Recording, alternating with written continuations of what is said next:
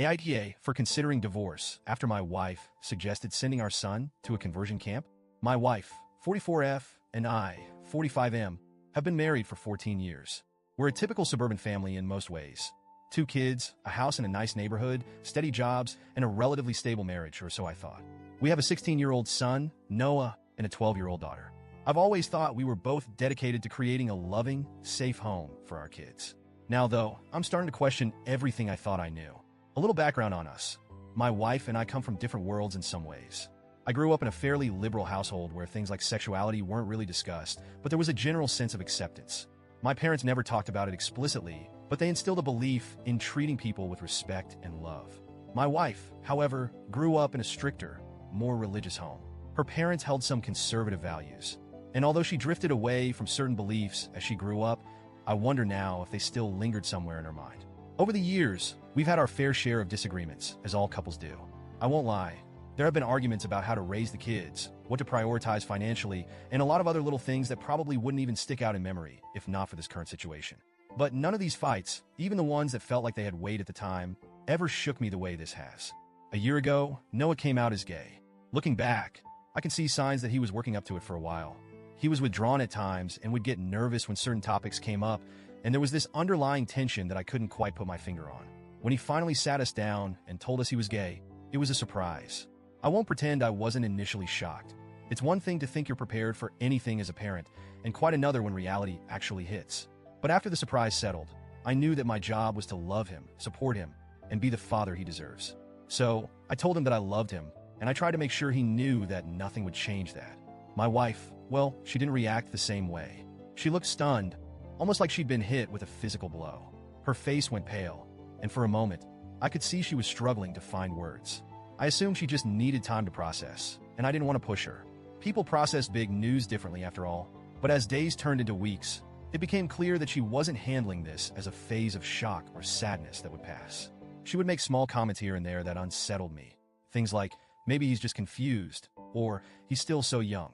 He can't know for sure. I try to brush these comments off as her way of adjusting, telling myself that she'd come around eventually. I thought she just needed time to understand. Looking back, I wonder if I was just hoping she would change because the alternative was so much darker than I wanted to believe. It came to a head about a week ago.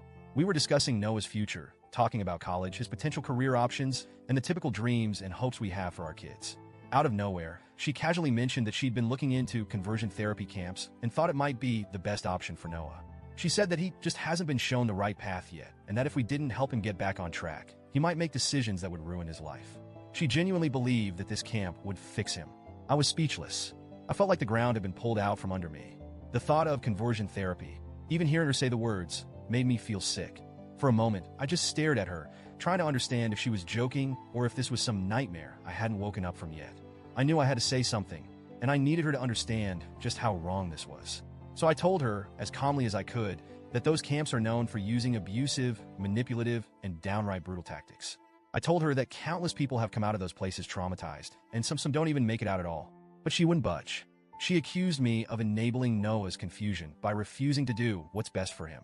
She kept repeating that if I loved Noah, I would help her fix him. The more she talked, the colder and more detached she sounded. I realized, as she continued, that this wasn't a temporary thing for her. This wasn't just some knee-jerk reaction or a phase. She genuinely believed that our son's sexual orientation was something that needed to be corrected. I felt a wave of anger rise up in me, anger mixed with a deep, overwhelming sadness. Here was the person I'd chosen to build a life with, the mother of my children, and she was looking at our son not as a person, but as a problem to be solved. I told her flat out that I would never send my son somewhere that would damage him, mentally and physically, just to fit some outdated idea of what's normal. I tried to explain that Noah being gay isn't something that needs fixing, but she didn't listen. In her mind, she was the one who was right, and I was the one who couldn't see what was best for our child. I spent the next few days in a state of numb shock. I couldn't look at her without feeling this deep pit in my stomach, a mix of anger and disappointment that I'd never experienced before. Every time I saw her, I felt this growing resentment. I found myself questioning everything, wondering if I'd been blind to this side of her all these years. I was grappling with the realization that maybe, just maybe, I didn't really know her at all. If I'm being honest, I don't even know if I love her anymore.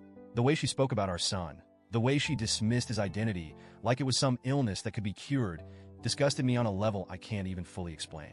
It broke something in me, something I'm not sure can be fixed. Noah has his whole life ahead of him, and being gay is going to come with its own challenges. The world is still far from perfectly accepting, and people like my wife, people who think the way she does, only make it harder for people like him. The thought that I would be contributing to that kind of harm, that I'd be complicit by staying silent or standing by her side, feels unbearable. Part of me thinks maybe I should try to keep the family together, at least for our daughter's sake. She's only 12, and she loves both of us so much. She's a sensitive kid, and I know a divorce would hit her hard. She's already close with Noah, and I can't imagine what it would do to her to see our family split apart. The thought of putting her through that kind of pain makes me feel like the worst father in the world. But if I stay, am I betraying Noah? Would I be choosing comfort over my son's well-being? I can't ignore the look on his face when he came out to us. I remember the fear and vulnerability in his eyes, the way he was practically trembling as he waited for us to react. I promised him that he had nothing to worry about, that I'd always be there for him, no matter what. How can I keep that promise if I'm living with someone who wants to change him, to hurt him in ways I can barely bring myself to imagine? In the days since that conversation, I found myself drifting further and further from her, both emotionally and physically. We don't talk as much as we used to. Every time I look at her, all I see is the person who would willingly send our son to a place that could destroy him. I don't know how to move past that. I don't even know if I want to. I've been researching legal options, trying to understand what a divorce might mean for us. I've looked into custody arrangements and talked to a few close friends who've been supportive. They all say I'm doing the right thing by protecting Noah, but they also remind me that leaving will change everything, not just for him, but for our daughter too. The thought of ripping my kids' lives apart over this, it makes me feel like I'm failing them both. I finally sat down with Noah, and we had a long, honest talk. I told him that no matter what happens, I love him and that he doesn't need to be afraid of being himself. He seemed relieved, but he also looked so sad, like he was carrying the weight of our family's problems on his shoulders. He even said, "I didn't mean to make things harder for you guys," and hearing that nearly broke me. No child should feel like they're a burden to their parents for simply being who they are. Right now, I'm just trying to keep it together for my kids. I don't have all the answers yet, but I know one thing for sure. I can't let anyone hurt my son, not even his mother. So, Reddit, AITA for considering divorce? Would I be the asshole for tearing our family apart because I can't live with someone who thinks conversion therapy is okay? I never wanted any of this, and I don't want to lose my family. But I'm not sure I can keep pretending to be okay with this either.